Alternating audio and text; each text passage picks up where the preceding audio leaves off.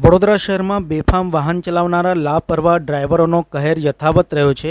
આજે સવારે પાણીગેટ વિસ્તારમાં હિટ એન્ડ રનની ગંભીર ઘટના સામે આવી છે, જેમાં પૂરપાટ કાર ચલાવી રહેલા અજાણ્યા કાર ચાલકે એક આધેડ વ્યક્તિને ટોળા વચ્ચે ઘસેડી દેતા ગંભીર રીતે ઈજા પહોંચી હતી। પ્રાપ્ત વિગતો અનુસાર ટોળામાં ઉભેલા આધેડને બેફામ કાર ચાલકે પોતાના વાહનના આગલા વ્હીલ સાથે ઘસડતો લવાયો હતો। સમગ્ર ઘટના ત્યાંના સીસીટીવી કેમેરામાં કેદ થઈ છે। ઘટના બાદ કાર ચાલક ઘટના સ્થળેથી કાર લઈને ફરાર થઈ ગયો હતો। ઘટનાના પગલે આસપાસ ઊભેલા લોકો તરત જ ઘટના સ્થળે દોડી આવ્યા હતા અને ગંભીર હાલતમાં ઘાયલ આધેડને તાત્કાલિક નજીકની હોસ્પિટલમાં ખસેડવામાં આવ્યા છે।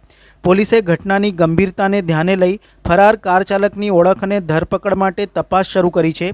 હાલમાં સીસીટીવી ફૂટેજના આધારે આરોપી સુધી પહોંચવાનો પ્રયાસ કરવામાં આવી રહ્યો છે। શહેરમાં સતત વધી રહેલા આવા બેફામ ડ્રાઇવિંગના બનાવો સામે તંત્ર કેટલું કડક પગલાં લે છે તે હવે જોવું રહ્યું।